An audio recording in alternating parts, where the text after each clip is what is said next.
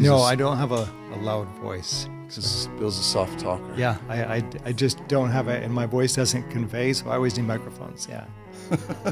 I've got some colleagues who can just do it without a microphone. They're booming voice, but that's not I. Do you preach ever? I do, like in Latin America, yeah. Well, that's what I did in Bolivia. We were evangelists, right? So I was set up a school, but I was also evangelist. So on Sundays, I always had to give services and, preached, yeah. Okay. But I'm not a pastor. I'm not an ordained pastor. Right. I'm an elder, so I'm but a teaching elder. Yeah. Teaching elder. Right. Uh-huh. I see. So you're not one of those preachers that takes the headset off and just speaks to the back of the room kind of a thing. What do you mean by that, Tavis? There's those guys who can just fill a room. Oh, yeah. They can fill a whole chapel or auditorium with their voice. Oh, no, I could never do that, no. Most of the time people say, can you speak up, please, or can you turn that?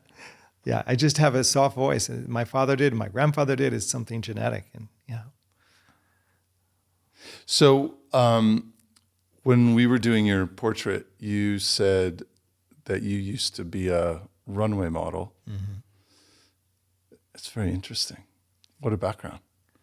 Yeah, it's not something I share with too many people because it's not something you're really proud of, but the Lord used that to stop me in His grace. So that was before or after your coming to Christ? Before. Yeah, it was through my imprisonment and things like that the Lord stopped me. You said imprisonment? Yeah, I was in prison. Mm. Yeah, I mean, I was being held. I was charged. I had possession of cocaine and other drugs, and I was charged. So I was in prison. The chaplain came to see me, but it's quite a story how I was eventually freed because my lawyer said it would be a federal offense and that I would probably get 20 years. And I was, in the meantime, the Lord had spoken to me powerfully through His word, Psalm 50. And at that time, then, when we went to the court case, the lawyer said, the best I can do is 20 years, and that we'll get. But the judge somehow liked me, and we know that's not luck. We know that's God's providence. And he said, I see I've done some research on your family, and I see that you're not coming from a history of criminals. Can you explain yourself? I said, Your Honor, I'm guilty. I did drugs willingly. This is my fault. And so he asked everyone to step out of the room, and he said, I don't hear this very often. He said, we're going to give you 6 months probation. And He said, you shape up. And that's what I got, 6 months probation. And then 3 years later, I was on the mission field in Bolivia, where they were producing cocaine. I walked off the airplane in Santa Cruz, Bolivia, and I said, I smell cocaine. So this is going to be quite a temptation. But it wasn't, ever, in 12 years, never once.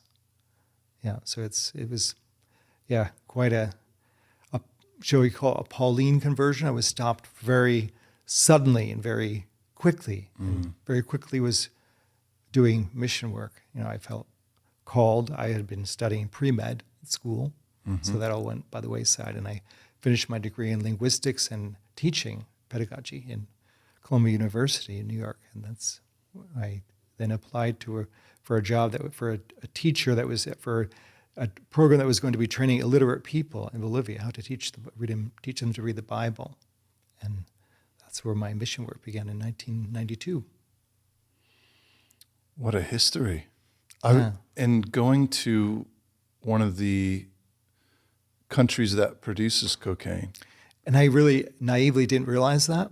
So, at that time it was still under, they were 6 years out from where they had got rid of a dictatorship, and the cocaine production was rampant.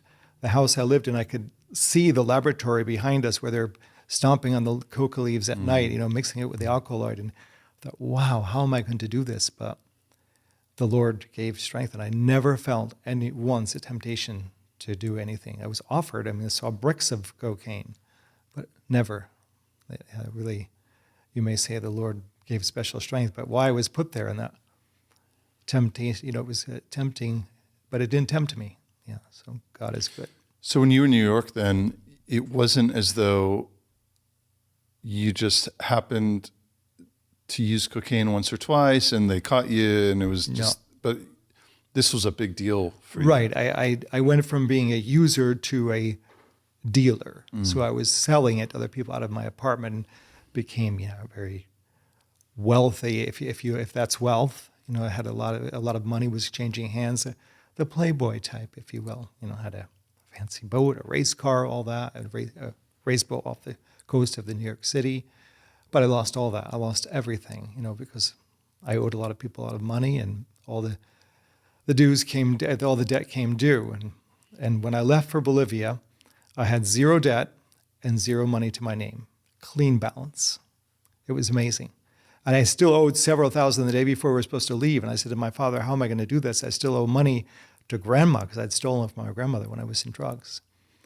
And a check came from a friend who somehow felt inclined by the Lord to give me a check for $5,000, covered the debt, paid grandma, and got on the plane the next day with zero debt and zero money to my name. When was this? 1992. 92. Mm-hmm. Yeah. Wow. Well, I was actually hired in 1991, but I got on the plane in 1992. But it was like the Lord gave me another chance. Mm-hmm. So, wait, again, so it was 3 years after the court date. Yeah, well, that was in 1987. I was arrested October 17, 1987. And then by the time I got to court and all, but then 3 years after, in 1988, they had the court date. And then 3 years later, I actually finished my studies. They actually let me back in school on a scholarship. Yeah, I lost my scholarship, but in those days, you didn't use cell phones. I wrote a long paper as to why. They said, show us why you should be able to get this scholarship back. And I explained the whole thing from a Christian perspective. And I was allowed to finish school at that time. Yeah, and then I finished school and then applied for a teaching position. I did student training, teacher training in New Jersey, but I had never actually taught in a school professionally other than student training, teacher training, practice teaching. So I was headed down to teach illiterate people in Loma Alta, a very small pueblo, a very small village in Bolivia. I still sometimes think in Spanish. So set up the kind of the pre-story for me, though, because we started right at the court date, and I'm sure there's some immediate history before that is probably quite interesting. But can you take me back a bit further into? I mean, how did you end up in New York? Are you from New York? How did you get into modeling this? Yeah, I'm from Paterson, New Jersey, which is just about 14 miles outside of New York. I was brought up in a very religious Dutch Reformed family. My parents were very, very good Christians, and they were very, very godly people. But I rebelled. From a young age, I wanted something different. I had seen the example of some of my brothers who had also, left the church. So I was intent on going a different way. And how I got into modeling, I was going to school in New York, taking the train in, and one day I was on the train and some lady handed me her card. She said, there's a new designer in town. His name is Tommy Hilfiger, and he's looking for some young recruits for runway modeling. And she said, she actually was looking at my hands at the time. She said he needs some people to do like hand for I don't know what it was, some jewelry or whatever. But she said you would be good hand model. She said if you're interested, go to this address, and it was in Rockefeller Center, and I was to go there. It was right on 7th Avenue, Broadway, and so I went there out of just a quirk to see what that would be like, and they said, you can make good money in this. And so I went to a school. It was called John Casablanca School of Modeling. They paid for that. And that was about 6 months while I was going to finish, doing my schooling at Columbia, and then I would say it was 1984 when I began actually doing the modeling on Fifth Avenue, some of the stores, Bloomingdale's, Macy's. And very quickly got into, as I said, they offered me the cocaine the first time I ever had to appear on a runway. They said, here's this. And there was a glass with a line of cocaine. And I said, I don't do that. They said, then you don't work here. So it was kind of very much pressured on me. Yeah, that was the day when it was really, really big. I mean, it was like the heyday of cocaine. It was the heyday of cocaine in the 80s, yeah. So I did that, and it was instant addiction. I mean, you walk out on that runway, and you can do anything. You feel completely in control. There's no nerves, and you feel on top of the world. Self-confidence supreme, and I liked that. So I began to do more and began to long story short, began to distribute it.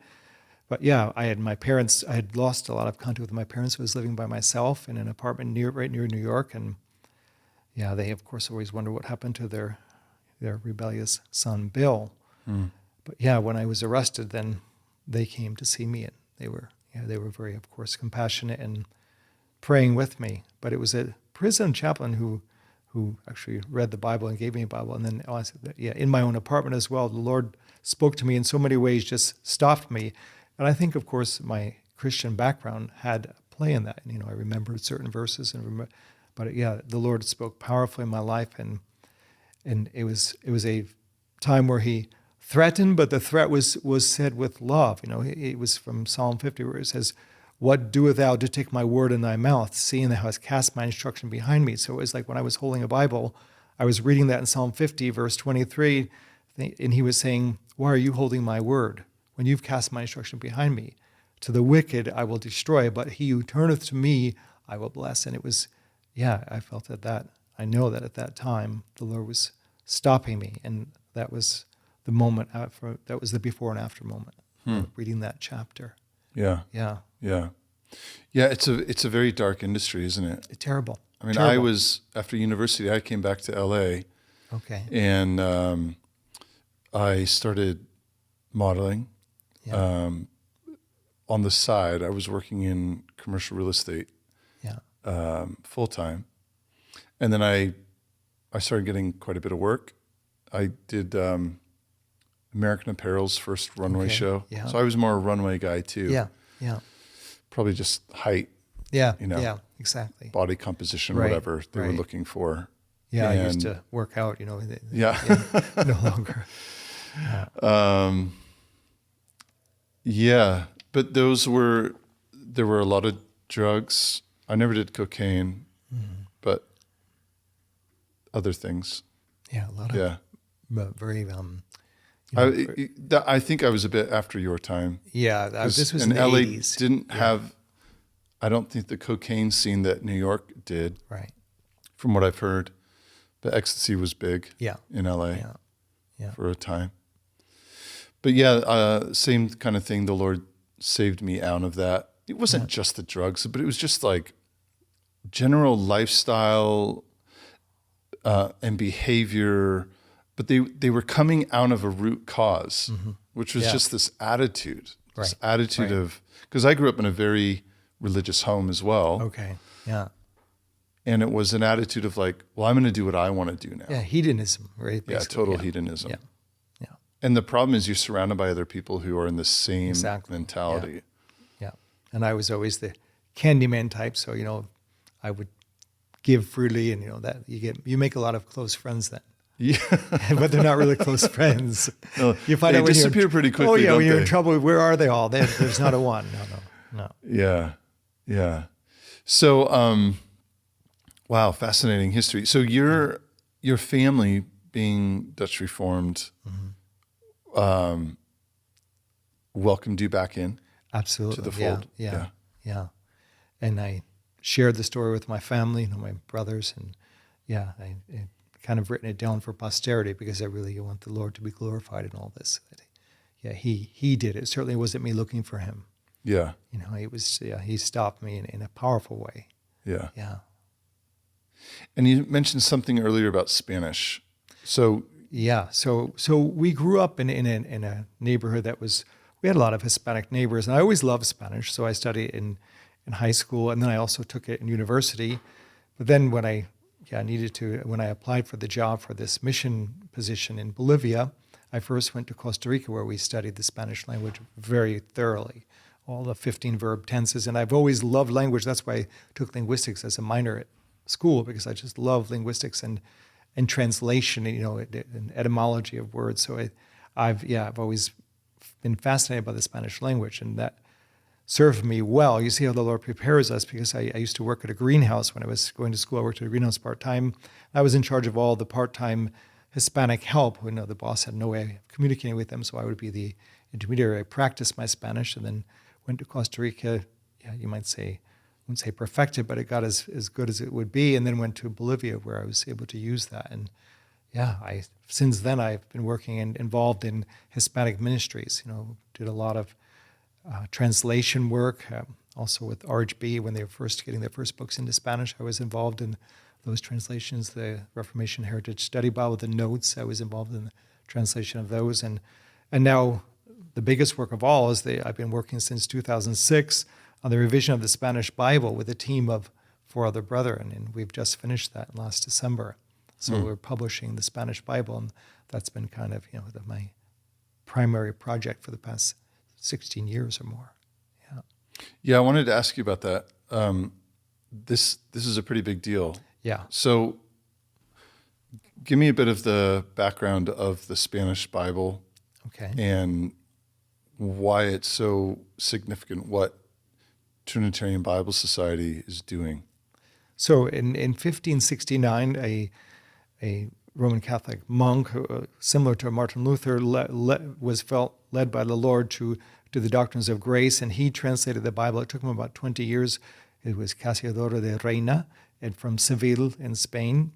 And he translated the Bible. Later in 1602, another a fellow monk named Cipriano de Valera, he revised that Bible. He had a better knowledge of the original languages. So you had the Reina-Valera Bible. That's the most commonly known Spanish Bible, which was produced even before the authorized King James was produced in 1602.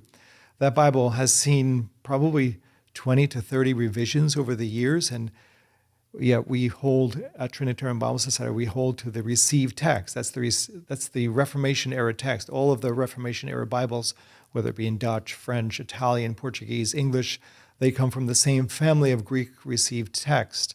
So we hold to those texts. The newest Spanish Bibles are either eclectic, meaning they use some of the received text readings and some of the critical text readings, or they use entirely the critical text, which is a text that was quote unquote discovered in 1881 or produced in 1881, where it was using 2 manuscripts that were known of by people like John Owen, some of the old reformers, but they were stored away because they were considered spurious. They were considered not valid for a Bible translation. Most modern Bible translations come from those 2 texts now. So this revision, what we're doing in the Spanish, is to bring it back to the fidelity of the Reina-Valera Bible of 1602, but with a language that's understandable for today's Hispanic. So it's a major project. We've been explaining it to people in conferences throughout Latin America, mostly Latin America, also in Spain as well. But since 2009, we've been doing in-person conferences and explaining this. We've invested a lot of time and resources into this, and so it's had its fruit. We have many, many people, pastors, who are waiting for this Bible, anxiously want to use it for their ministries. So it's really exciting time at TBS to have this huge project come to a fruition and completion. It's being printed as we speak in Sao Paulo, Brazil, the Spanish Bible. Oh, wow. Yeah. Okay. So we're really at the cusp of whatever is ready to come out. Yeah. So what was the issue with? Well, you said that some of the most recent revisions for the Spanish, that is, have used either the eclectic text or a mixture. Right. When was the most recent previous Spanish revision? Well, I wouldn't say the most recent. I would like to refer to the 1960. The Reina-Valera 1960 was done. That was the most commonly used Spanish Bible. And that was a Bible that we used, for example, in Bolivia. And I should really come back to how I came to an awareness of this Bible issue. I was working as a missionary in Bolivia, and I had a bilingual Bible, the English and the Spanish. Mm-hmm. And many times I would say to my wife, this is interesting. The English says one thing, and the Spanish says something else. And invariably, it has something to do with the divinity of Christ. For example, the thief on the cross in the English says, Lord, remember me when thou comest into thy kingdom. In the Spanish, it just said, remember me when thou comest into thy kingdom. Lord was missing. In Romans 1, verse 16, it says, I'm not ashamed of the gospel of Jesus Christ. And the Spanish says that I'm not ashamed of the gospel. Full stop.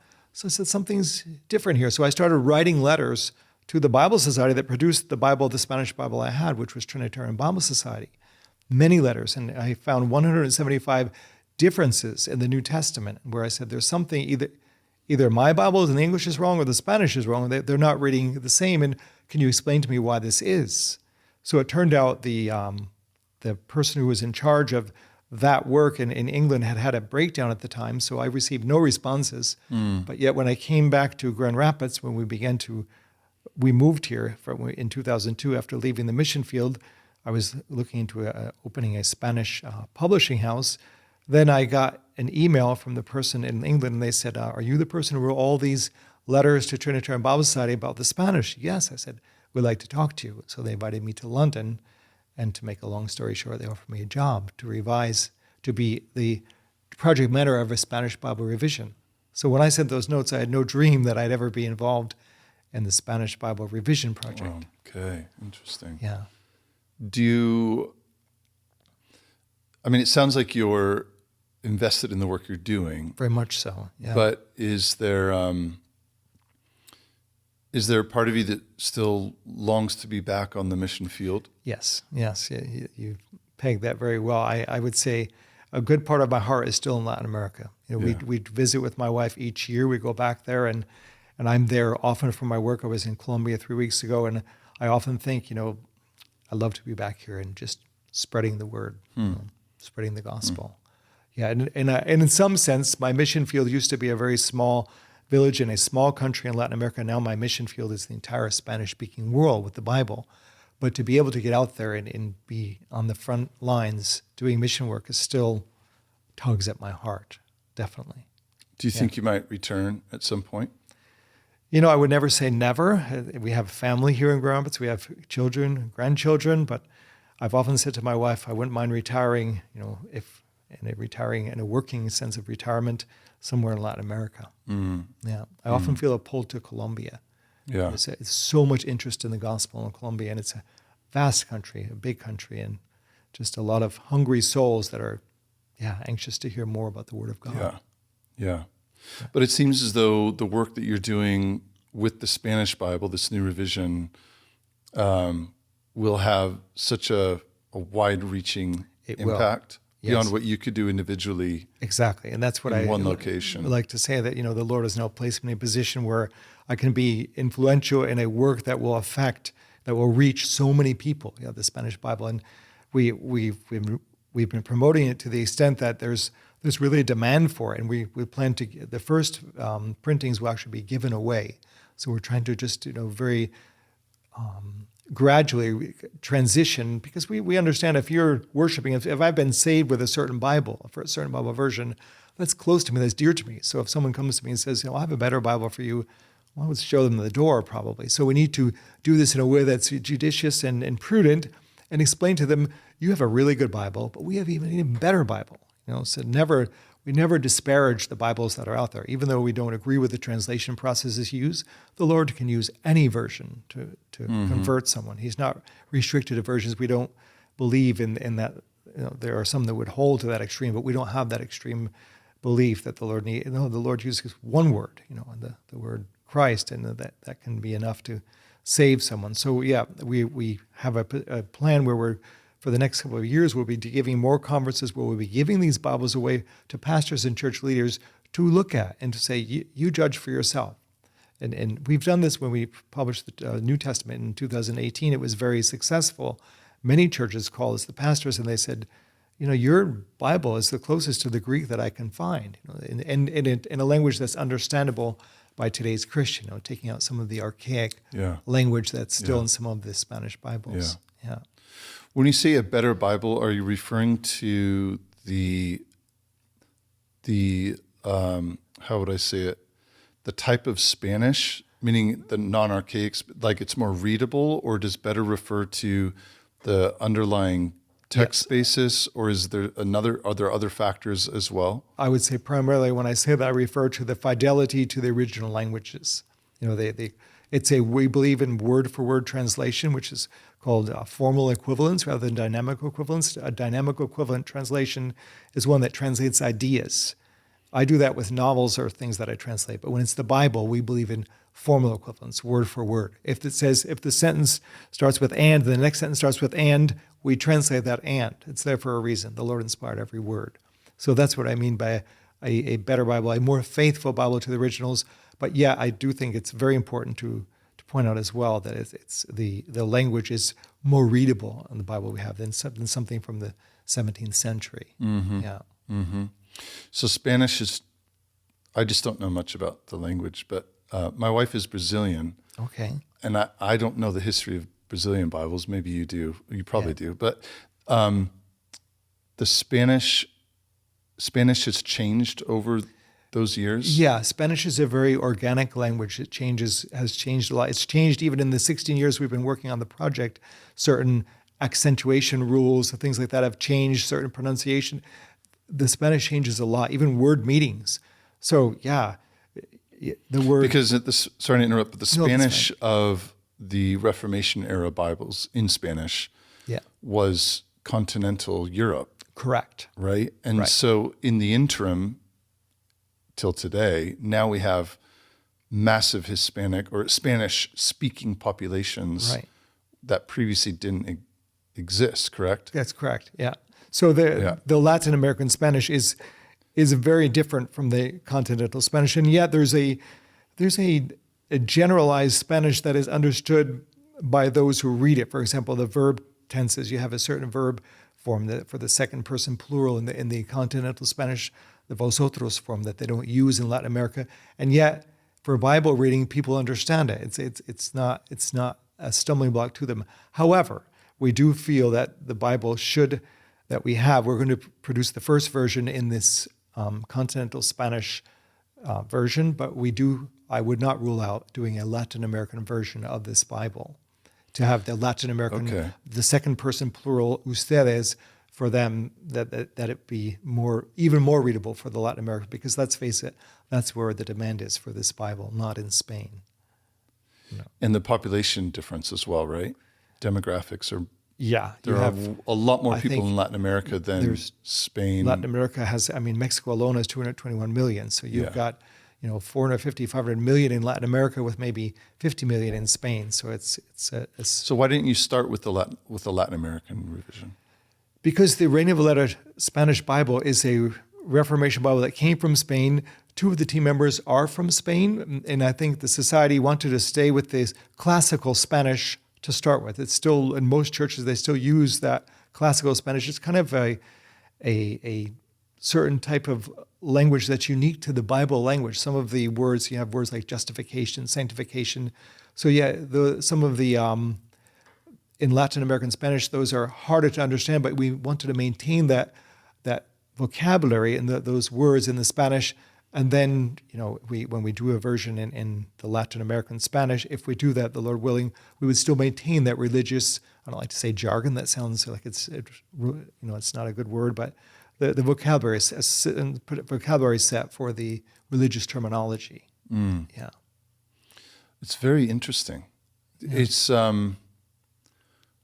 is there anything equivalent in other languages, not just English, but other languages that are spoken today, where there's a revision happening to update the language with the goal of preserving, as you say, how would you say it, the textual basis that... Yeah, the textual basis from the Reformation era Bibles, yeah.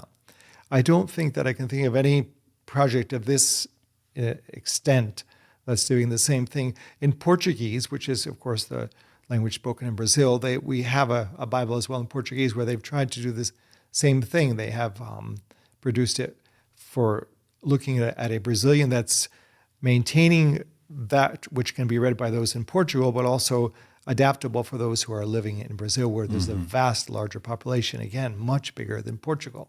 So it's a kind of a microcosm of the same effect. Yeah. And then you have large areas in Africa as well where Portuguese is spoken, or French. And they would be more inclined to read the Portuguese, for the Portuguese from the Portugal. Yeah, so because they were colonies of Portugal. Yeah. Yeah. Given the fact that English is pretty much the de facto language of the world these days, especially given the power of social media and the entertainment industry and on, does TBS have any plans for an updated English language Bible?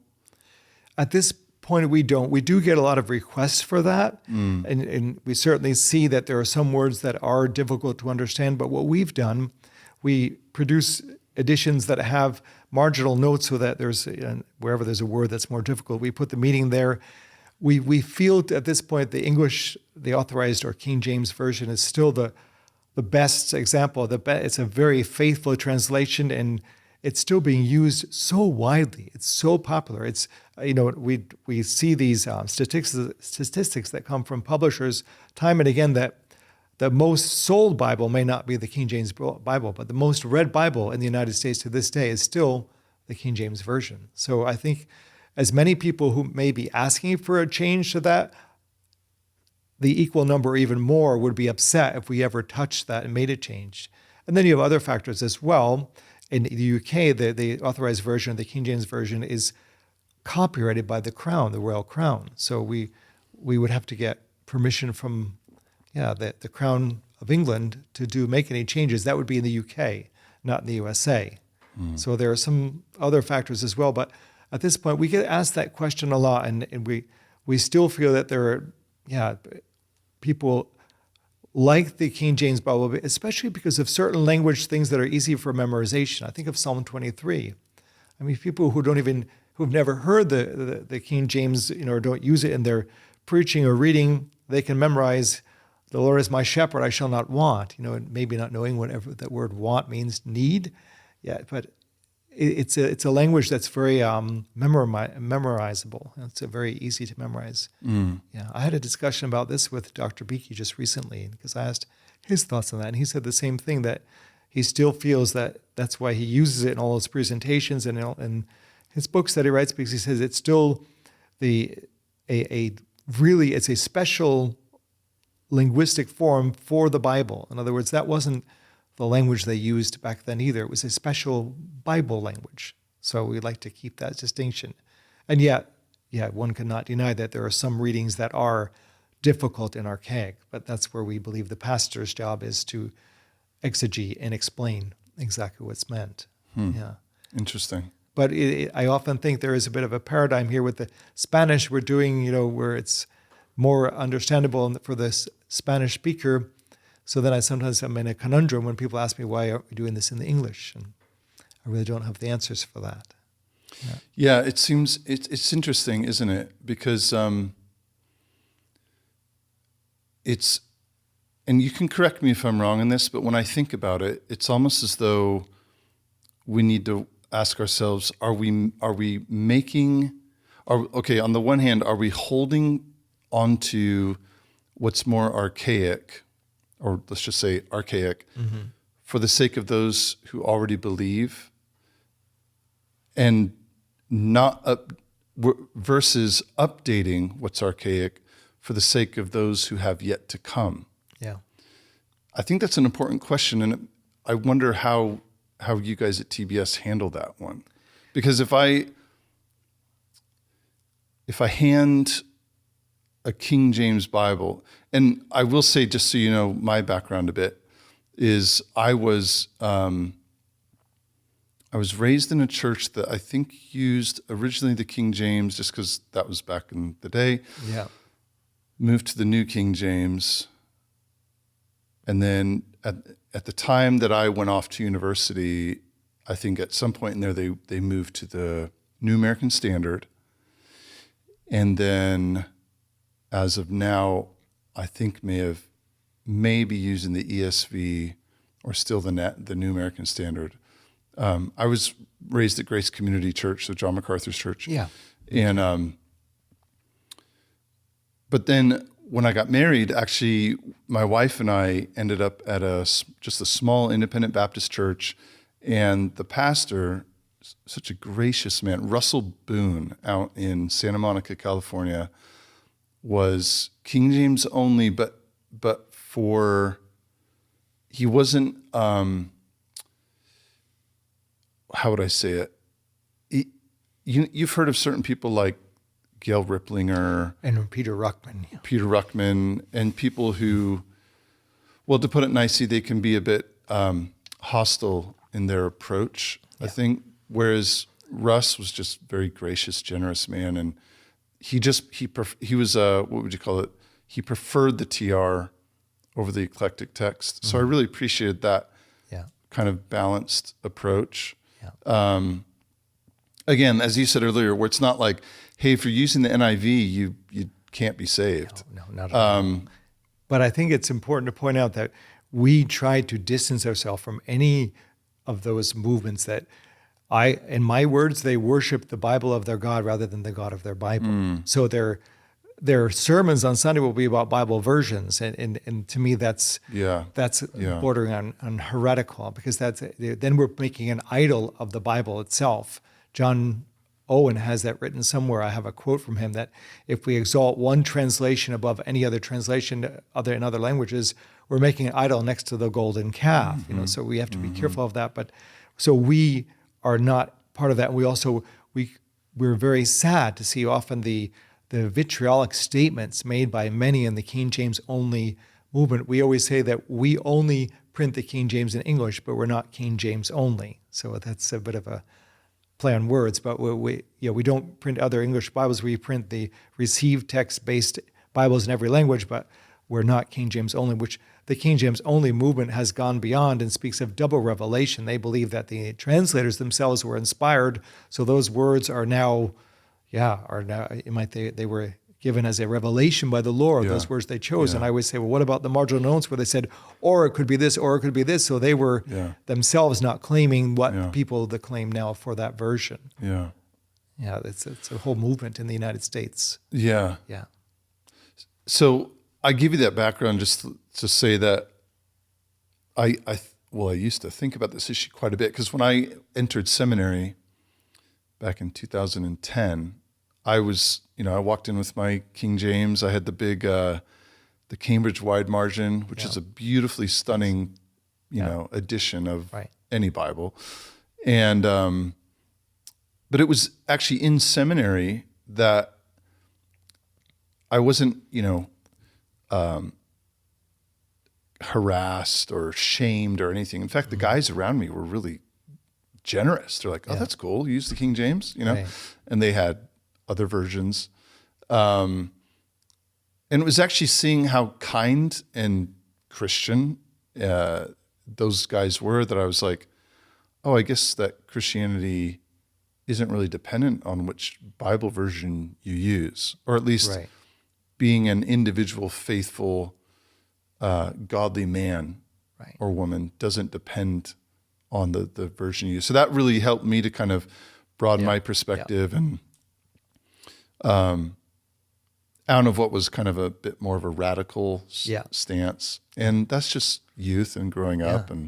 But I would fully agree with that statement that Christianity or being a child of God is not dependent on which Bible version we're using. That's taught by some out there, but we would never subscribe to that. No. Let me ask you a frank question, though. Sure. Let's do a little experiment. So right now in the world of celebrity pastors, which is a horrible term and actually probably a horrible phenomenon, but that's the world we live in. And I would say even throughout the ages, there's always been those men who've kind of risen to the top by the grace of God to be examples, role models, faithful proclaimers of his word. Yeah. So let's take today's kind of group or cohort, as it were. So you've got men like Piper and Keller and DeYoung and Beakey, and we could expand that list. MacArthur, Sproul, who's not with us any longer, and others. Beakey. So on this Bible issue, Beakey's really the only one who's still using the King James. And I'm not offering any kind of criticism or judgment on this at all, but have you guys at TBS thought about the fact, thought about the possibility that with the next generation or the following, it seems that the number of people using the King James continues to decline. And as you said, the sales of Bibles, the King James isn't the top anymore. I would assume it's the ESV. Or the NIV. Or probably the NIV, absolutely. And now you have the LSB. Right. So there's others coming into the market, which is a horrible thing to think about in Bibles, but that's where it is. So a frank question, again, I'm genuinely curious, Yeah. is does the King James stand a chance moving forward in one, maybe even two generations from now? It's a good question, Tavis. I think we try to look at the reality. When I began working at TBS 16, 17 years ago, and I look at Bible sales now, what we're doing now compared to then, they've quadrupled. And we only sell the King For James. the King James. We sell the Bibles in the United States. Sorry to interrupt. For TBS For sales? our sales, yeah. So Okay. there's a continuing increasing demand for us for the King James Bible. So we don't know if that's any kind of a mirror effect of what's going on out there in the religious world, but there still is a large demand for the King James Bible. So which is something we hope we tried to fill. We feel that it's a good version, and I agree with you. There is for doing evangelistic work. I think one of my colleagues has written an article recently about how the King James Bible can be used for evangelistic work, and I'm sure that involves where the evangelist explains the words. But we just still see for now that the time is not now. I don't think we would ever say never. I don't think we would ever dare say that, because I know that some of the things we have to face reality. But for the time being, it still seems like we have a lot of people demanding. And what I'm amazed at is when I go to Latin America. Just the last trip, I was doing a conference in Bolivia, and we had a question and answer session after we spoke about the work we're doing in Spanish. And a man from Peru raised his hand and said, "You have one of the best Bible versions around in the English. Why don't you just teach us English, and we could use the English King James Version?" And that's not an anomaly. That type of question comes up all over Latin America. People say, "Why don't you just translate from the King James?" And well, we don't believe in doing that. So there seems to be a resurgence in the interest and in some of these conservative church groups for Bibles that come from the received text. We're not at all for translating from the King James into other languages, so that's clear. But we actually get people who ask us to do that, and I find that a very interesting phenomenon. Coming in Latin America, people are saying, "We want the King James equivalent in Spanish." And I said, "Well, King James didn't speak Spanish, so he didn't authorize a Bible in Spanish." And the King James translators, they said, "We were not loath to consult the Spanish of Reina-Valera." So, yeah. Mm-hmm. But yeah, you raise good questions. I don't think I have all the answers. It certainly is something that we think about, and we mull these things in our mind and pray that the Lord will give us guidance to know what to do. But for the moment, we still feel that the King James is a good and usable Bible, and we get a lot of requests for it from prisoners, from chaplains who have prisoners who are asking for that version. We get letters at our office from prisoners who have received an NIV, and they say, "I would prefer getting the King James." Now, these are people who have been churched all their life, so it's interesting. Yeah, there's still an interest for that Bible. I still have, and we still use sometimes, a small Cambridge Pitt Minion. Oh, yeah. That you guys produced. It's like a calfskin cover with the zipper. I never thought I would own a zipper Bible. I have one of those too that I travel with. It's a zipper. Oh yeah, those were really in. But it's awesome. I can throw it, chuck in any bag. It's survived years of abuse. I used it partly during seminary. In fact, the librarian at Masters Seminary repaired it for me. Okay. And the binding came open. Okay. I have quotes in there from Isaac Watts. Yeah. It's a very dear Bible to me for that reason. Yeah. I think it's the most perfectly printed Bible ever, even though these days, I confess, I do use the ESV and NIV and others, even though from my studies, Greek and Hebrew was part of that too. But so the ESV is my former boss, who's now retired, but he always said that's a very good translation of a text which we would say is not the best text. In other words, it's also a formal equivalence translation. It's translated word for word, the ESV. So it's a very good translation of the text, which is what we call the critical text. Yeah, I mean, as far as the critical text Bibles go, it's probably the best. It's very, very respected for its formula, for its faithfulness to the original languages. Mm-hmm. Yeah.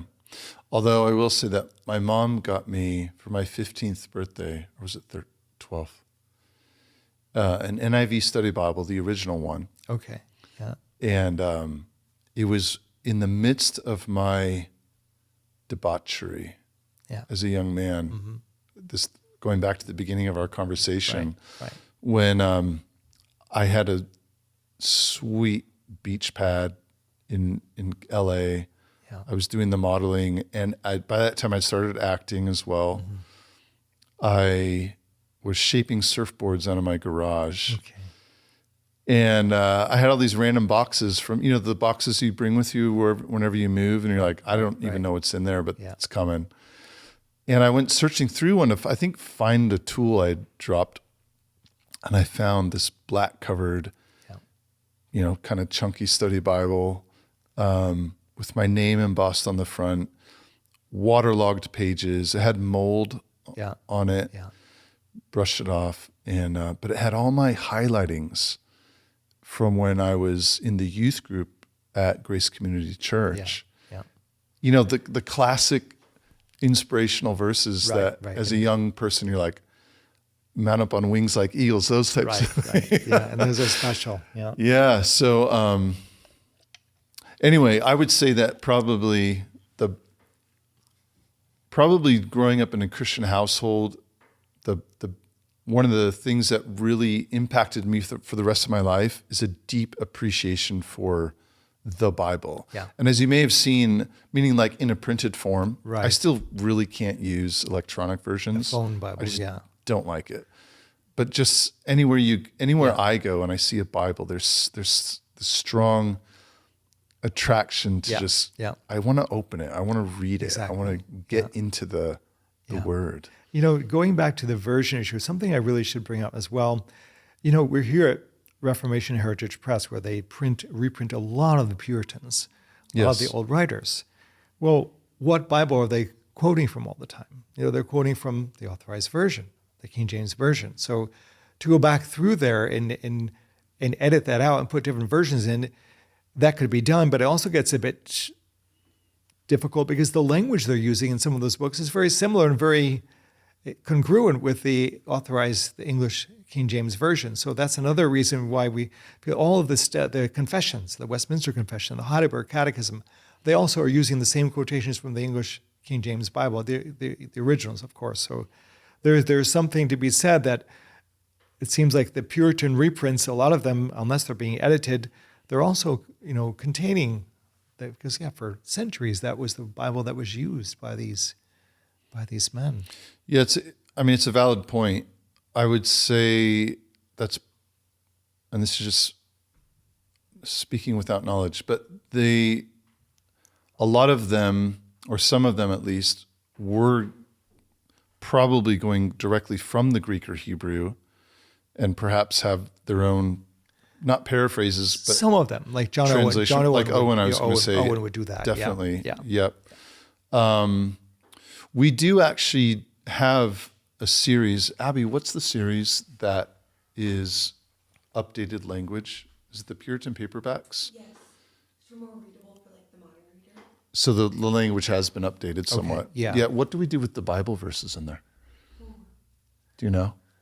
I want to say it's still King James, but I couldn't. Is it King James, or do we use New King James to also update?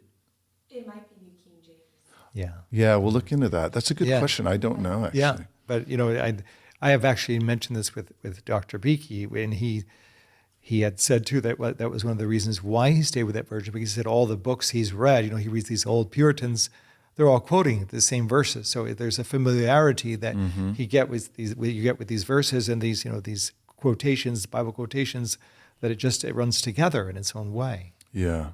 You mentioned the phone Bible. I was always against having a phone Bible, the Bible on your phone. I wasn't against it, but I didn't like to do it myself until I made a trip to Cuba in 2019. And I realized that how much value a Bible on a phone is. I saw all of the pastors there preaching from their phone. Bibles, you're not allowed to... Preaching from their phone. It's mostly forbidden to bring Bibles into Cuba. There's a very small handful of people that are able to do it. It's very difficult. And there's a very large Christian movement in Cuba as well. So when I was giving conferences, no one had a Bible, but they all had a phone. So they could all read the Bible on their phone, and they didn't have a Bible to look at, even the pastors. But I thought, yeah. So if I were to say no Bibles on phones, these poor people would have no Bible. So it really took on a different meaning to me. Wow. Yeah. Well, maybe your TBS revision of the Spanish will help correct Cuban Spanish, because I can't understand it. Cuban Spanish is very difficult to understand. It is, and also we're trying to get our Bibles into Cuba, where we have a plan to do so.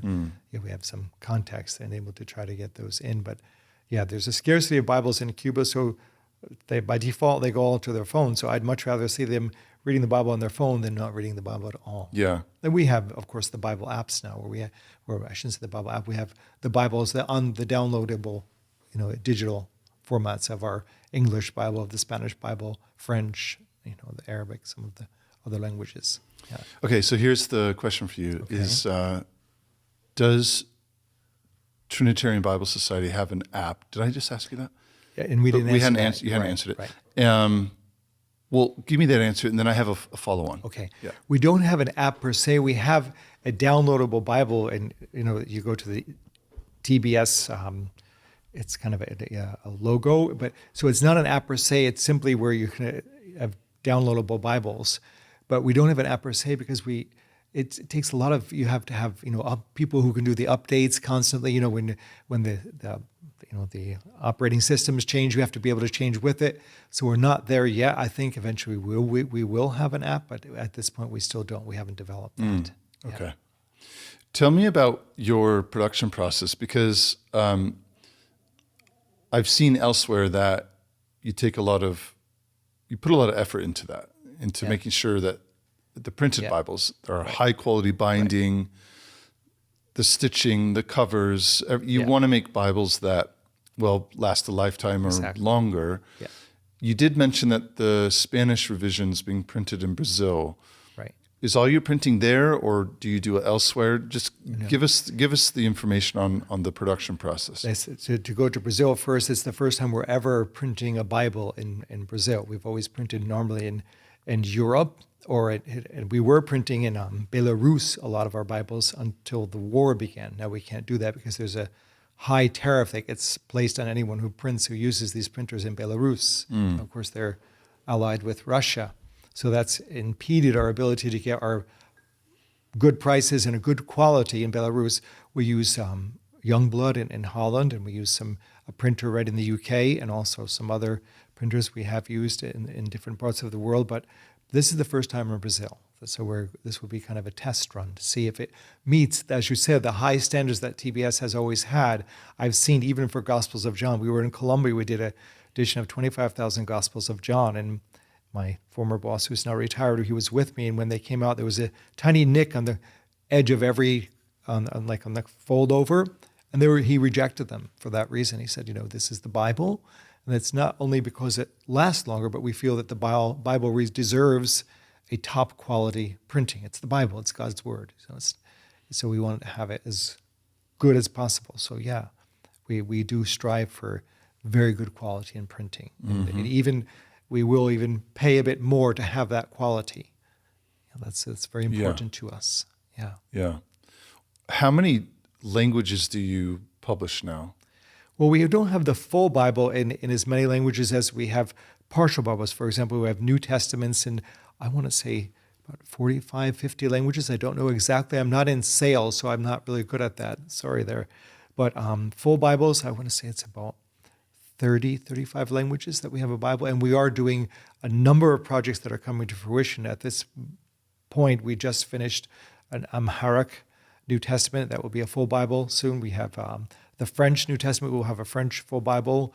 Lord willing, soon we're working on other projects such as Swahili, Chichewa, and Malawi. So there are a number of projects also in India where we're working. I think there are some 20 languages where we're working on coming to completion on these Bibles. So the work is growing. Yeah, it's a very exciting time to be at TBS, also in the Latin American world, just to be a part of that huge Reformation that's going on. Sometimes people say it's a revival there. I say, no, that's not a revival. A revival is when it's been, the true Christianity has been there and it's kind of faded away and come back. this is a Reformation because that was Roman Catholicism that was there. And so you have this huge, huge movement of the doctrines of grace taking a hold in every country in Latin America. It's incredibly exciting to be a part of that, and see the Bible being distributed to people who are hungrily receiving it, and just for the content. Yeah. The Roman Catholic Church in Latin America, what version are they using? Well, they would use a version that's translated from the Latin Vulgate. They have the Spanish, it's called the Biblia Hispanoamericana, which is a version of the Latin, it's a translation of the Latin Vulgate, but of course would include the apocryphal books and Right. Yeah. Right. Okay. And they don't widely distribute Bibles. You can find them, but the Roman Catholic Church has never been big on the people reading the Bible themselves. They are doing so more now than they did, but it was more that the priest would read the Bible and then explain it for them. So the whole Bible publishing was never a huge thing in the Roman Catholic Church, especially not in Latin America.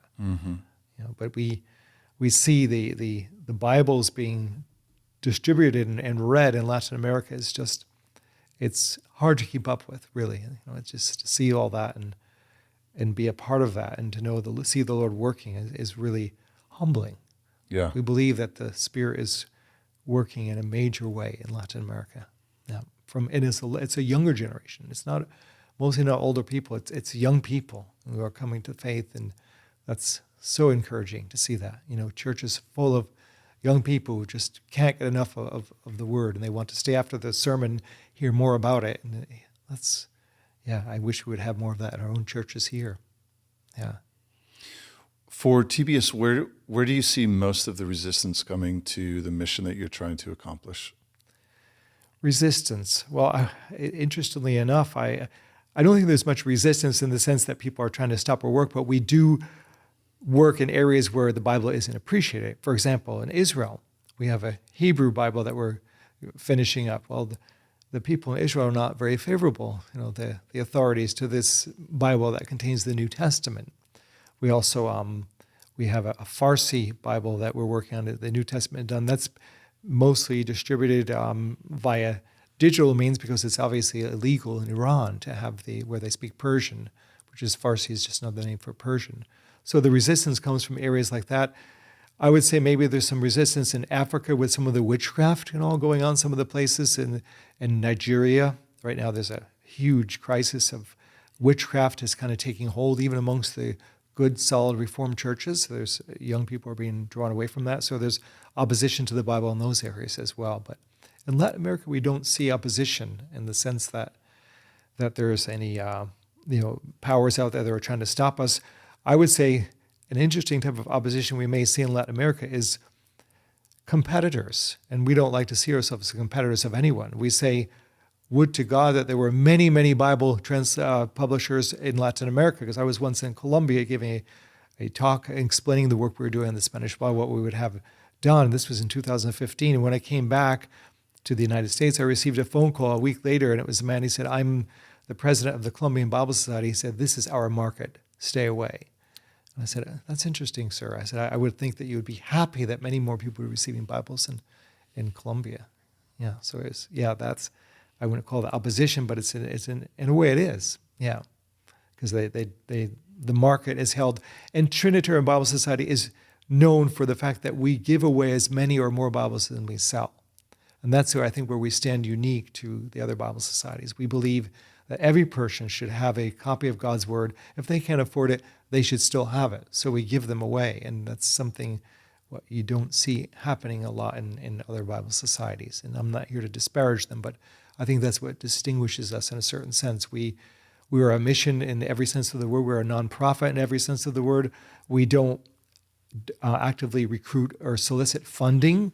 In fact, that's forbidden by our leaders and by our charter. We're not allowed to solicit funding in writing or in speaking. So we never ever tell churches, can you take a collection? Can you raise funds? Can you give an offering? We tell the Lord. And we've seen so many times that telling the Lord is the one who puts in the hearts of people to donate. I'll never forget when we had our first new board meeting, and we had a board, we had built on a new boardroom in the U.S. here, and we were having a board meeting, and the accountant came to me and said, just before the meeting, he said, we're $100,000 short of budget, for this next year where we don't know where it's going to come from. I said, well, this is a fine time to tell me. And now we're going to the meeting. Well, let's just pray about it. And we prayed about it. The Lord would, that the board would receive it well, that we would not be taken to task. Well, after we had just begun the meeting with a Bible devotional, someone knocked on the door. I said, the post office the mailman's here, and they have a certified letter they need you to sign, Bill. I'm the general secretary, so they needed me to sign it. It was a donation anonymous of $100,000. So there is just one example of how the Lord has answered prayer. So we, in that sense, that's why when that Bible person from Colombia said, this is our market, I thought, we're not here to take away your market. We're here to expand your market. Yeah. Wow. Yeah. Wow. Yeah, I was going to ask you, how is that possible? Because I've seen you guys at various conferences or church events or various places, and there's just, it's like, take it, Yeah, because we really believe that, if you have the money to pay for it, we always think, okay, pay a modest sum, but if you really can't afford a Bible, we're happy to give you one. We have people come in the office and say, I'm indigent and I don't have any income. Here's a Bible. You pick which one you like. And because we have seen the Lord provide it doesn't cause us to run short of funds. We feel that the Lord blesses that and inclines hearts. We recently put in last year an advertisement in World Magazine. That's a news magazine, a Christian news magazine. And the only thing the ad said was, man doth not live by bread alone, but by every word that proceedeth from the mouth of the Lord. It showed a man receiving a Spanish New Testament. We thought to do that as an evangelistic message. We weren't looking to receive, and here we got donations from all over the nation, people we had never met before. People wanted to donate to us. And although there was only a link to the website, but that was not the intention of the ad, to look for support, financial support. So there we see how the Lord inclines hearts to support our ministry. And it's been very humbling to see that. Mm-hmm. Yeah, it's encouraging, to see how God is confirming the work that we're doing by inclining people's hearts. Yeah. How long have you been with TBS now? Since 2006, so that's going on 17 years. Okay, yeah. So a good long time. Yeah. And was it 16 of those years that you've been overseeing this project? Yeah, 16 years I was overseeing the Spanish project. It was begun with myself and one other man who was an expert on the Greek and Hebrew. Then in 2009, it was seen that we needed a larger team a broader team with broader knowledge base. So 3 of the 5 were very much experts on the original languages, and 2 of us were more of the experts on the Spanish language. So we were the linguistic people. So that team really worked well. We met on Skype every week, sometimes 3 times a week, to discuss the chapters, and we have more than 6,000 pages of notes of things that we explained why we chose this word or why we didn't choose that word, how we translated certain words, so that if anyone calls and says, why did you use this word there, we can just go back to the notes. It's traceable and searchable, and we can explain what we did and why we did it every verse of the Bible. It's been very helpful even thus far. I had somebody call yesterday and say, why at Revelation 16, verse 5, why did we have the word santo rather than will be? Because that's where it says God was, is, and will be. And in the Spanish it says God was, is, and is holy. Well, in the Erasmus, two of the versions, Stephanus, 2 of the versions of Beza and Coloneus, that word is holy there. So we maintain that because that's what we received from the original Reina-Valera. It was translated that way. So I could explain that to that person who asked me and say, this is why we chose that word, because it was there already. It's backed by 8 different Greek versions of the received text. Interesting. So, and this corrects some of my misunderstanding, but at TBS you are doing some kind of textual criticism. Yes, any Bible translation invariably involves some kind of textual criticism, absolutely, because you're deciding which reading you're going to use. Exactly. Which underlying text to prioritize? Yeah. So we decided for the Spanish we would use the text, the Greek text that would have been available for the 2 original translators, which were Stephanus and the second, the revisor used Beza.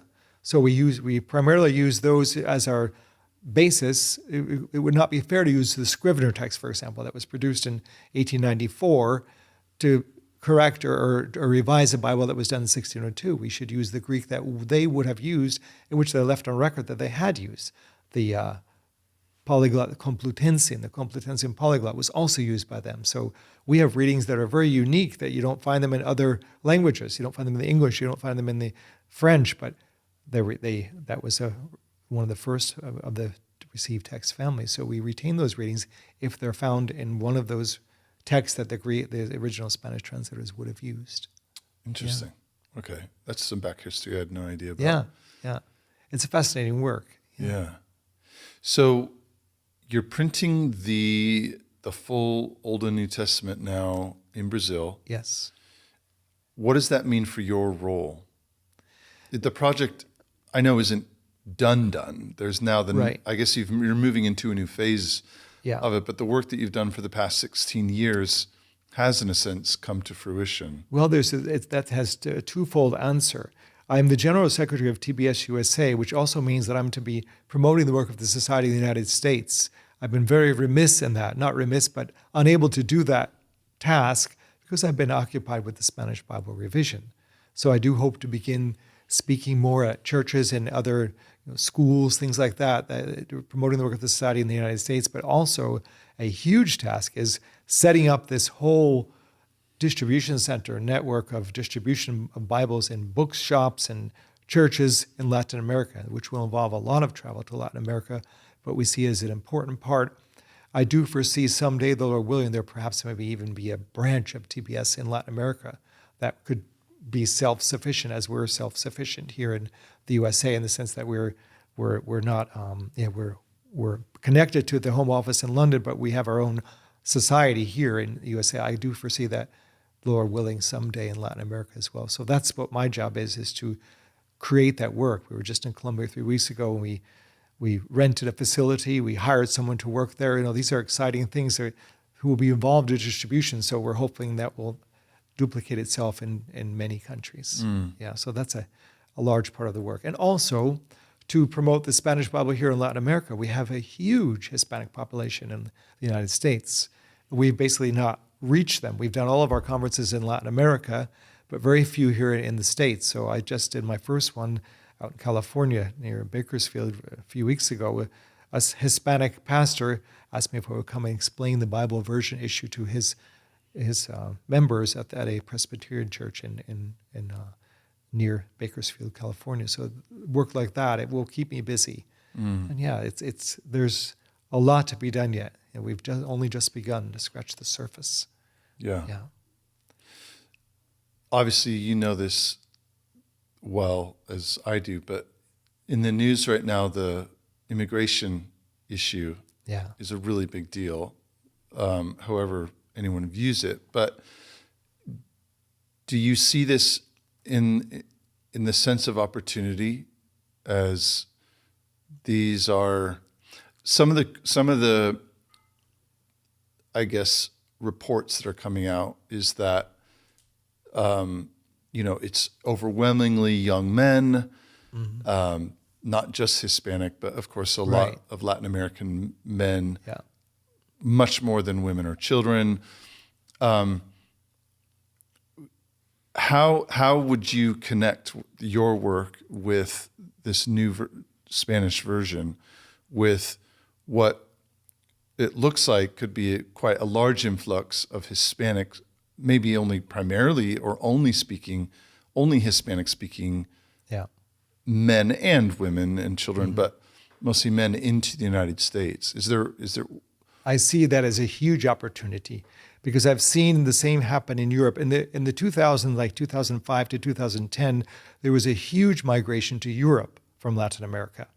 Now, when we go to Spain, all the churches we speak to, sometimes the pastors are from Spain, but all of the members are from Latin America. I was in a church where there were 75 people there on a Sunday morning in Barcelona. Where are you from? Which part of Spain? Oh, no, I'm from Bolivia. I'm from Colombia. I'm from Guatemala. I'm from Mexico. I see the same happening here. There's a huge opportunity. That's the future church members and church leaders of the Hispanic church in our country. And I see that as a wonderful opportunity. We're looking for ways to also work with them and also get Bibles to these people. Yeah, I was going to ask, are you kind of ramping up anything to to get Bibles in their hands? Or We're doing the best we can with the limited resources we have as far as employees. There's not too many of us in the States here who speak Spanish. So, while I'm out distributing and promoting the Bible in Latin America, it's hard for me to also be doing that. But we definitely have that in our sights. That's a great way to reach these people and also to help them. They need food, they need water, they need shelter, and they need the Bible. Yeah, and so we'd be more than happy to supply the Bible for them, no charge. Yeah. Yeah. But you need people to help. Right. So, and I think that will also be part of my work is recruiting some people for that type of work. I do see the work growing here in the States as well.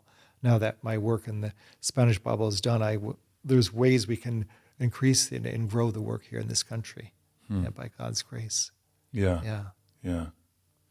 Could you imagine a scenario in which the Spanish side of the work that TBS is doing maybe overcomes or becomes more of the focus over time? Eclipses the English? Yeah, I mean, you talked about a branch possibly opening in Latin America. Yeah, that's just a thought, a hypothetical thought, but I can see that happening someday.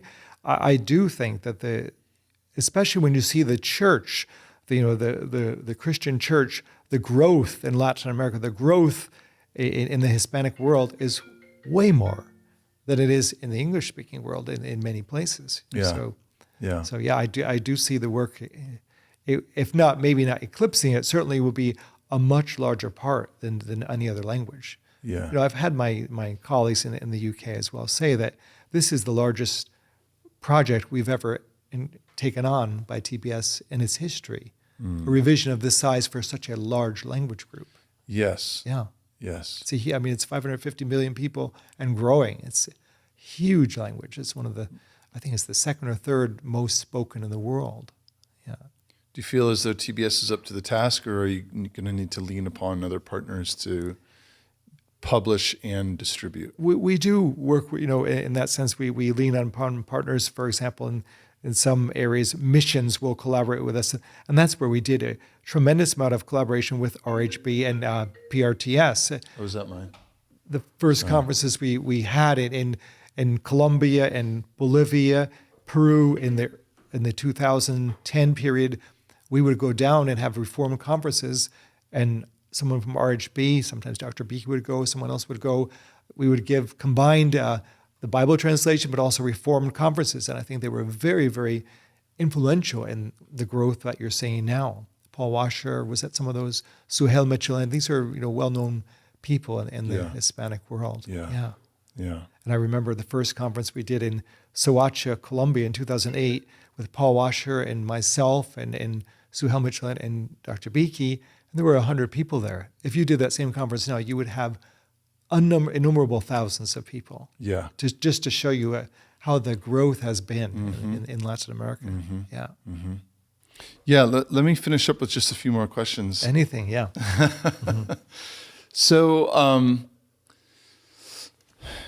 you're here in Grand Rapids. You said you're an elder at a church. You said a teaching elder. I'm an elder at the First Northern Reformed Church here, it's very close, here in Grand Rapids. Okay.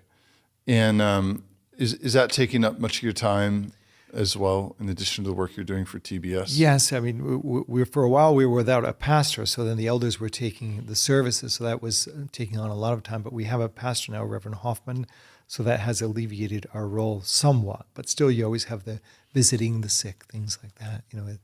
But it's a blessing to be a part of the work in that sense as well. I feel it ties in well with my TBS work. Yeah, I could imagine. Yeah. Do you have much interaction with Hispanic speakers? Hold on a minute. I'm so sorry. That's okay. Hello? Love you. Bye. That's okay. I have children too. I have 4 children as well, and I've been in the same experience. And I'll be in an interview or something on the phone, and they have it where it goes do not disturb. But then if they keep trying, it will go through. It's a kind of a setting on Apple. If you haven't do not disturb, if the second time will go through. If you dial it one time right after the second time, it will go through. So I've had the same thing where I've been doing an interview and I had to stop because my son was calling. Well, generally I tell TJ, don't edit anything out. I want these to be real and authentic. And so it's up to his discretion. This might be beyond the... I don't know. So the way I have my phone set up is it is on Do Not Disturb. Right. But when it's a family member, especially if it's my daughter, Okay. Yeah. it's like, okay, I got to get to that. Because she's Right. got her own she's got a little light phone. Okay. It's called the light phone. It's like not a smartphone. It's just text and messages. I see. Yeah. And if she uses it, it's either... Well, it's usually an emergency. Okay. Like something's wrong and dad needs to step in. Yeah. It was not an emergency. No, that's okay. That's okay. No problem. Yeah. You have 4 kids, you said? 4 children, yeah. Okay. And they all speak Spanish? All except the youngest, because the 3 oldest were born in Bolivia, and they seem to somehow bring that with them. You know, children pick up languages very quickly.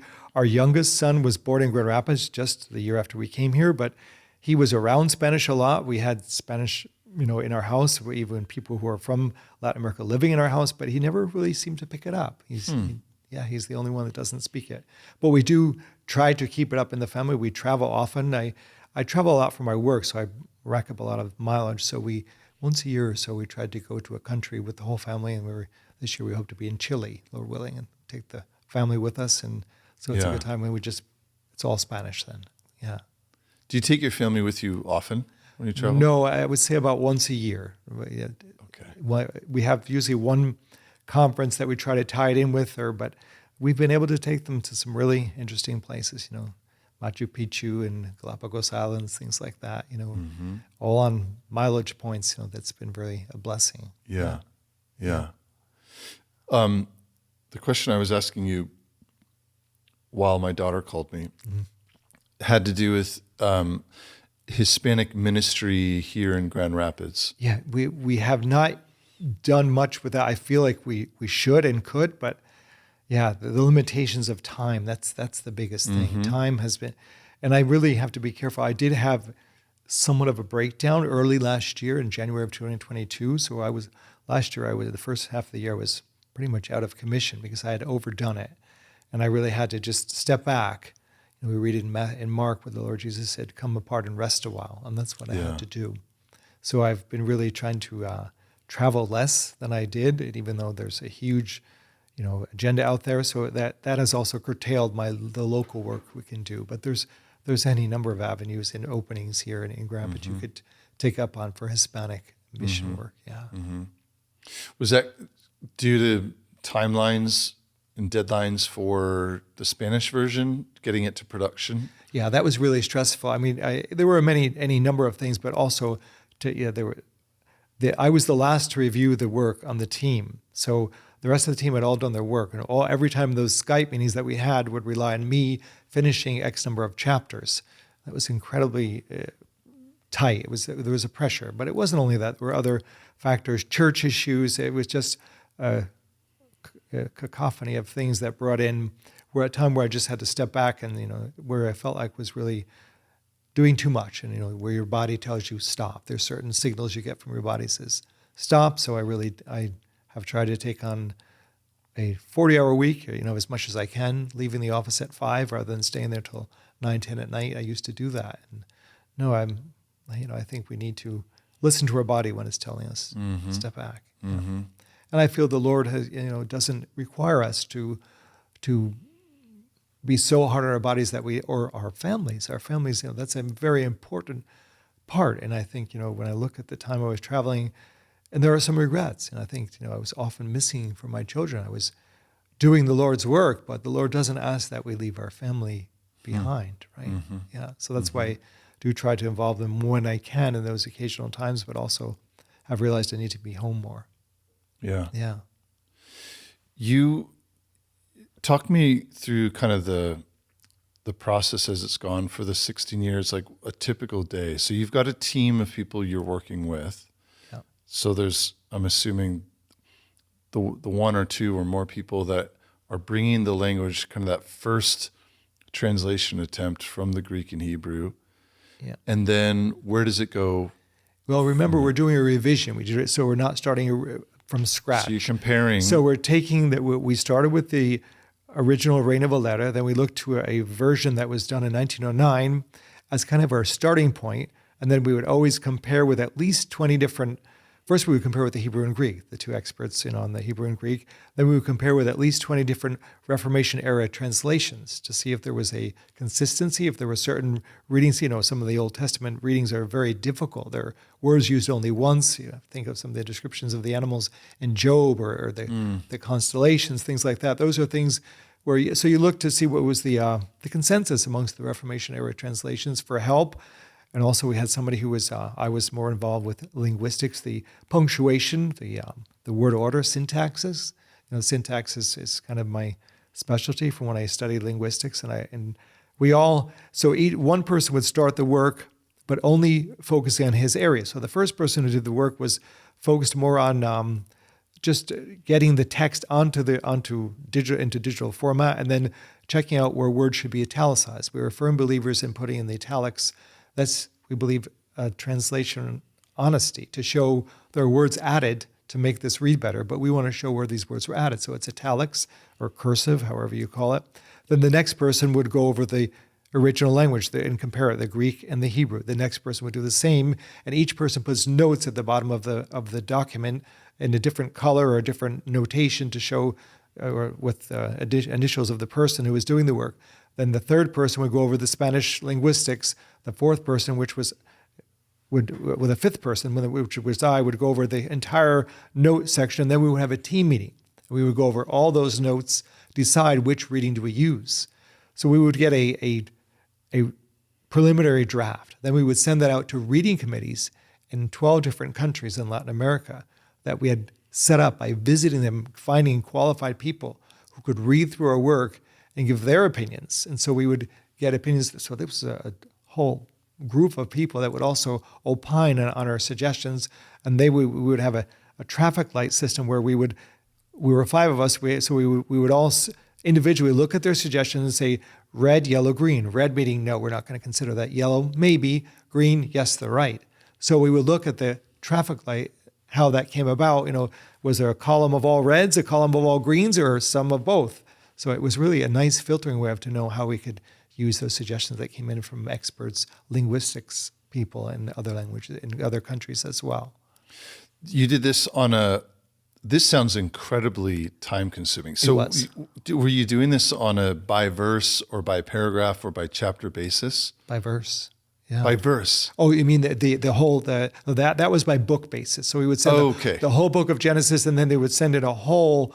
The file was long of all the readings where they thought it should be different, of the reasons why. No, we did that by book basis, but it was very, very labor intensive, and the time that was spent.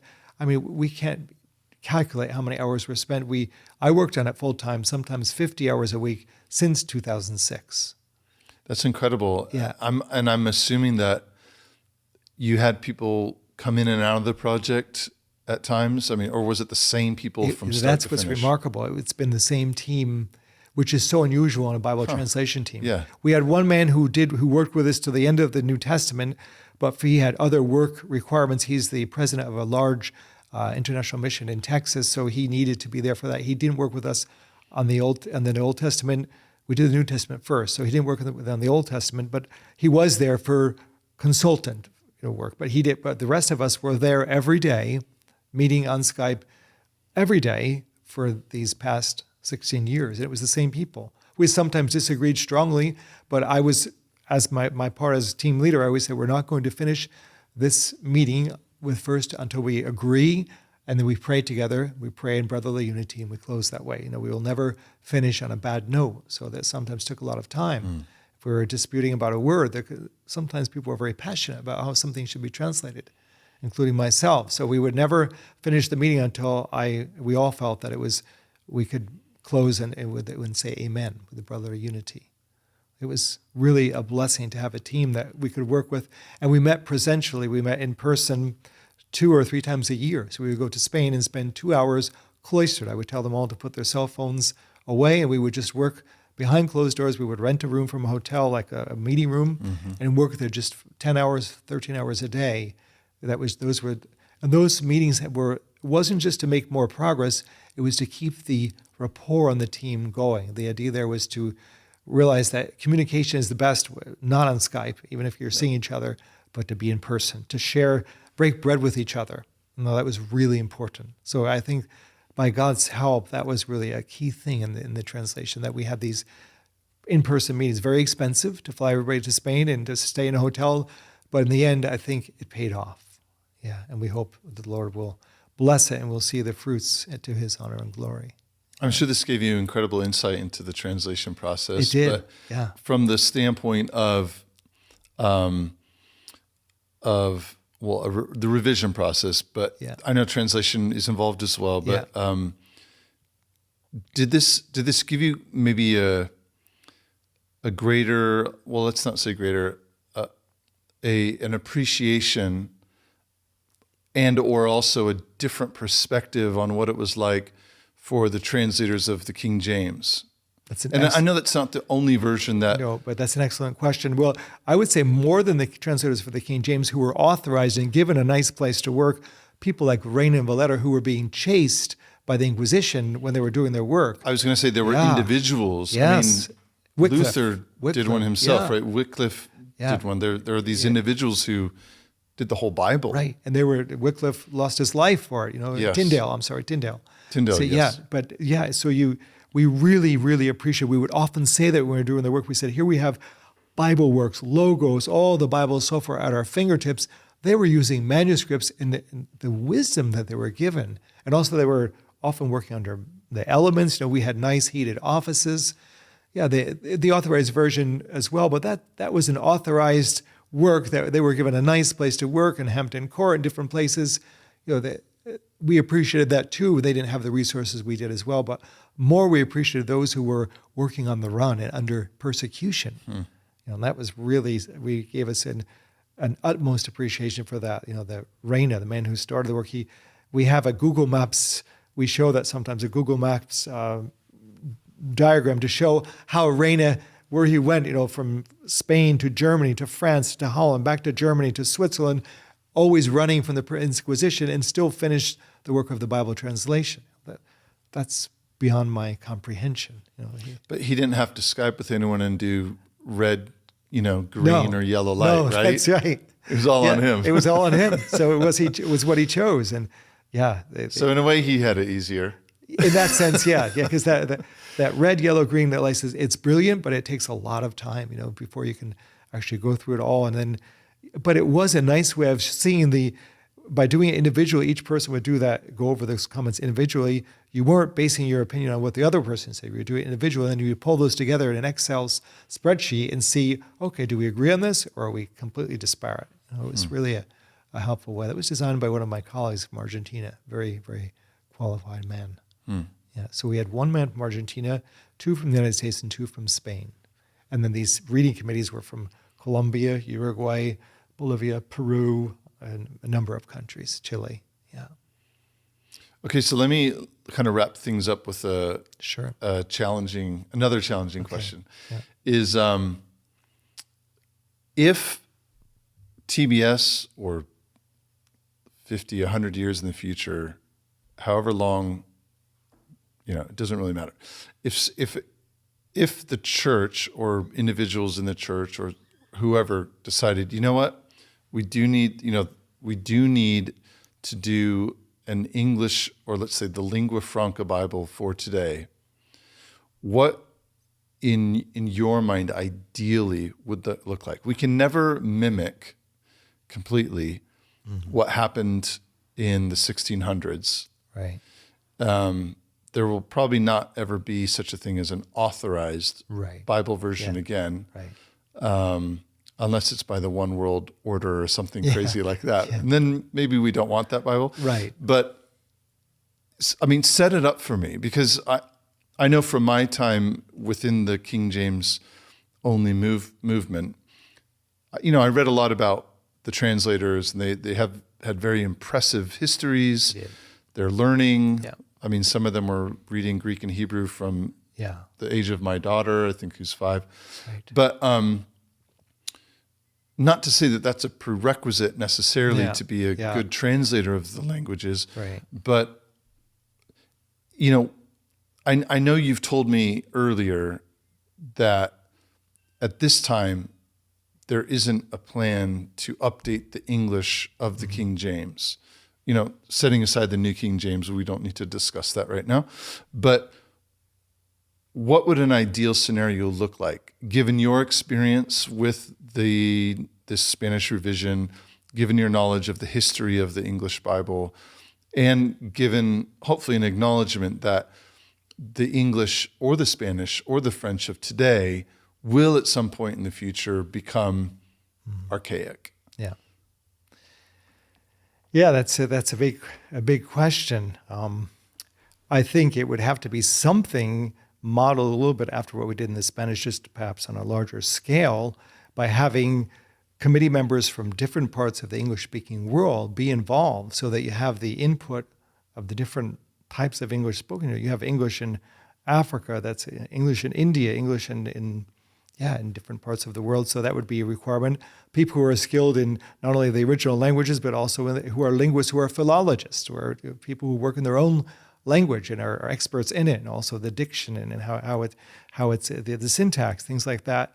It would have to be a multifaceted work with a lot of experts, and have to be very, I would say, to keep the unity would have to be a good doctrinal spectrum of people as well working on it. I think that's very important. We had that as well in our team. We had no two people who were from the same church or religious, the denominational background. We had 5 different denominations. I think that's very important, that it's not just one, because very soon you can have doctrinal influences that are coming into play, and there are some words that can be, when you come to the word for confident, things like that. So you have to be very diverse as far as it has to be a broad spectrum of people, not ecumenical, I'm not saying that, but that you're, even amongst the Protestant evangelical church groups, there needs to be a good cross-section of those working on that. But it would, I'd have to give that question a bit more thought to give it actually a full answer, but that's a really good question, Tavis. Yeah. No, I think that's good. Yeah. I think it's good. It's a tough one to think about. Yeah. But it's probably a very real one. Yeah. I mean, language is organic. I mean, we look, although I do say that I've seen, in studying a lot of the history of Spanish and English, that Spanish seems to be more quickly evolving and changing than the English.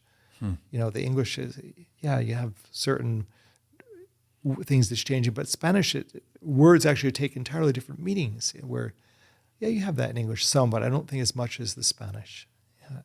We don't forget, we don't have an Academy of English that decides these things. So we, in the French and in the Spanish, we have the Royal Spanish Academy, which is in Madrid.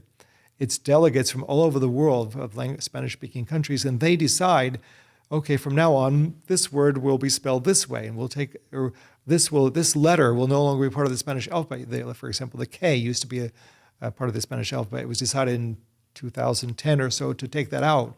And they decide that, and that's the rule. So all the textbooks are changed based on what they decide in their academy. Accentuation of certain words that used to be solo with an accent on meant only, where solo without an accent meant alone. Now there's no accent, so you have to go by context to know the difference. But those are decisions made by the Spanish, those powers that be in the Spanish Academy. English doesn't have that, so you don't have as much change, I think, because of that. Yeah, I think we would rebel if would. The king said you need to put the U back in flavor. Right. Like, no, we don't.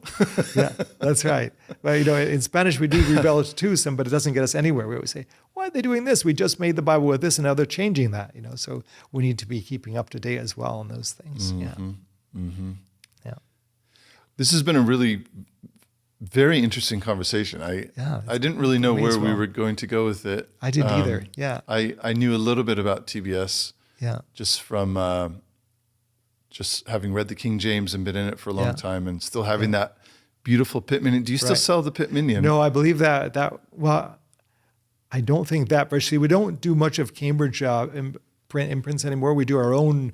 We have our own, our own layout now. So we have something that's very modeled after, like the Pitt Minion. Yeah, and you know what? I just remembered. I do also have your Greek Hebrew Bible. Oh yeah, that's in one the of original. Our flagship it's a products. Beautiful. Yeah, I think we're the only Bible society that produces Greek Hebrew in the original languages, and we distribute those to seminaries free of charge again. For those seminaries who want to use the Masoretic Hebrew text and they receive text in Greek, we distribute those free of charge. I just made an agreement when I was in Colombia with the seminary there to send them 30 of them because it's not about selling them, it's about people using them.